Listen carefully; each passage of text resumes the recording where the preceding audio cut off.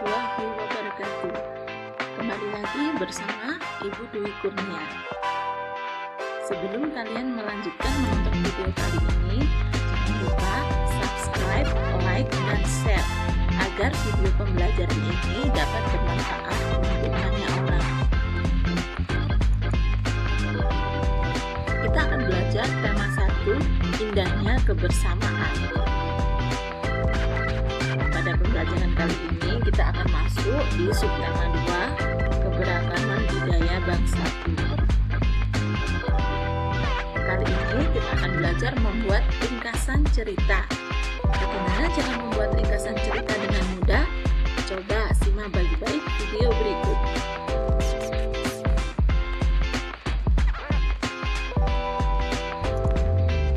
Untuk membuat ringkasan cerita, kita harus mengetahui isi bacaan terlebih dahulu. Di sini ada bacaan yang berjudul perbedaan bukanlah penghalang. Nah, perbedaan apa yang dimaksud? Maka kita harus membaca isi bacaan berikut. Bacaan ini terdiri dari 3 paragraf, 1, 2, 3.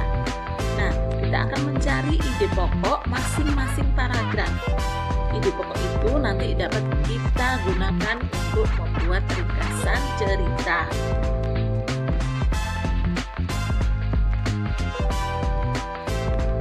Kita akan mulai dari paragraf yang pertama. Sebelumnya, kita harus mengetahui dulu ciri-ciri kalimat utama. Yang pertama, yaitu mengandung topik permasalahan. Yang kedua, dibentuk tanpa kata sambung.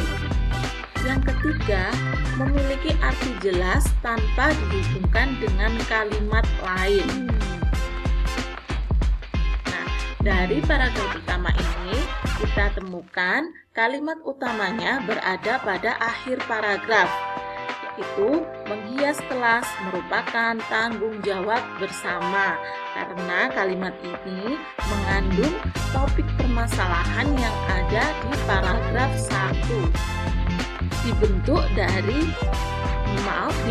tanpa kata sambung, jadi langsung menghias kelas merupakan tanggung jawab, tidak ada koma. Lalu memiliki arti jelas. Nah, ini sudah jelas ya artinya.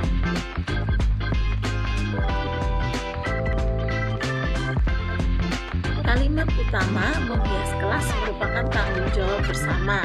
Dari kalimat utama ini dapat kita ketemukan gagasan atau ide pokok.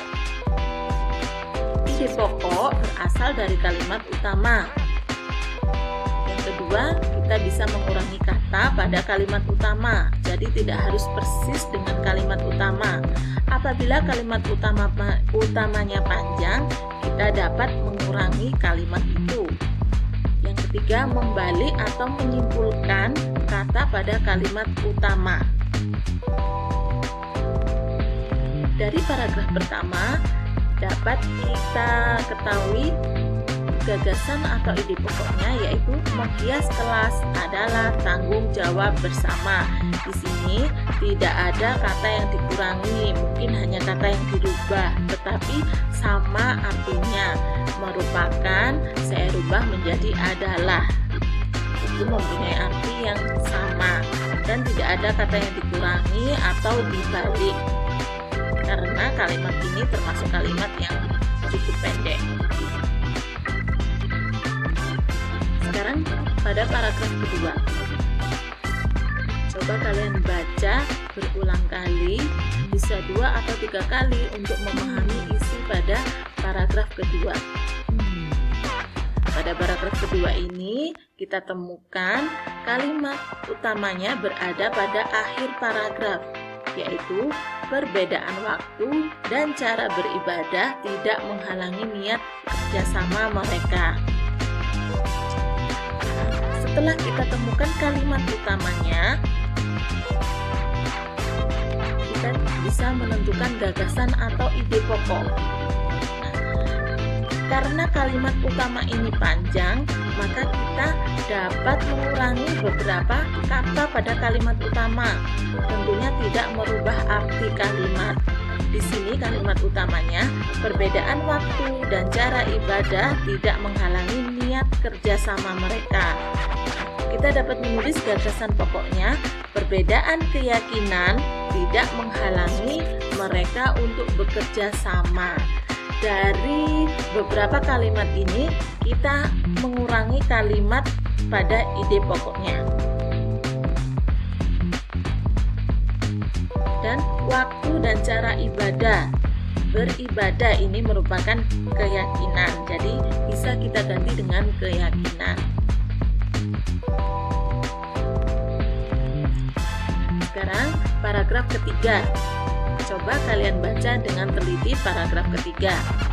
Nah, setelah kalian baca, ternyata kalimat utamanya berada pada akhir paragraf, yaitu perbedaan tidak menjadi penghalang untuk bekerja sama. Gagasan atau ide pokok dari kalimat utama ini dapat kita tulis, untuk bekerja sama tidak terhalang oleh perbedaan. Nah, ini contoh yang kita membalik kata pada kalimat utamanya. Dapat kita balik seperti ini, tapi mau tetap mempunyai arti yang sama dengan kalimat utama.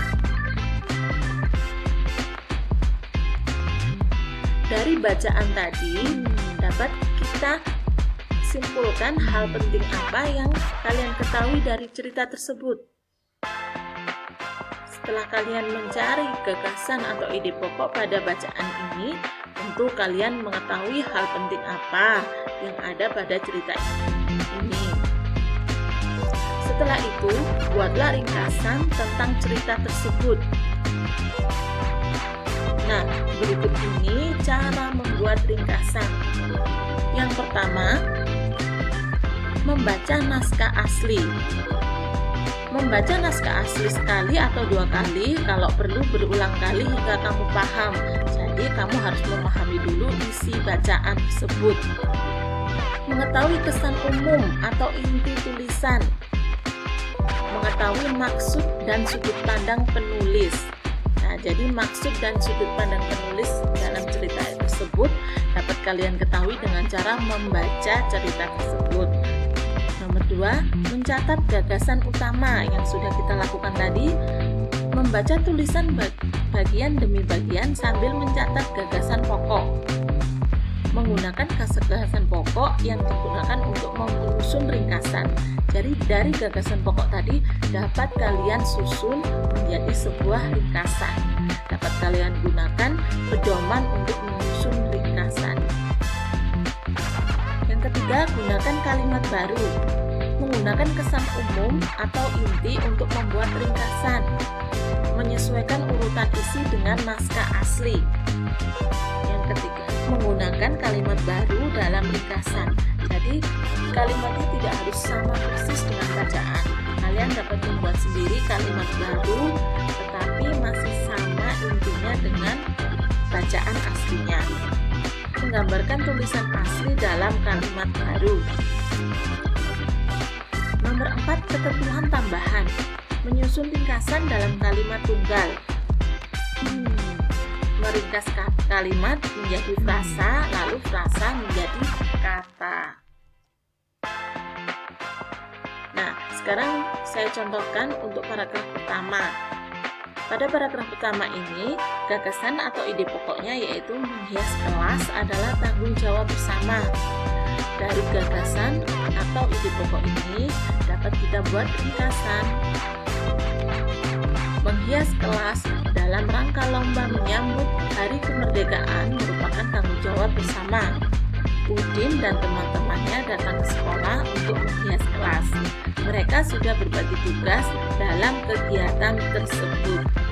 Nah, ini pada ringkasan ini sudah mengandung semua cerita yang ada di paragraf pertama, tetapi bacaan atau tulisannya lebih sedikit.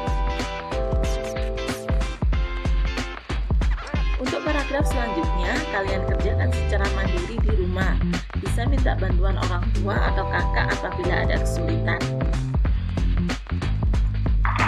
Sekian video pembelajaran kali ini, dan terima kasih telah menonton.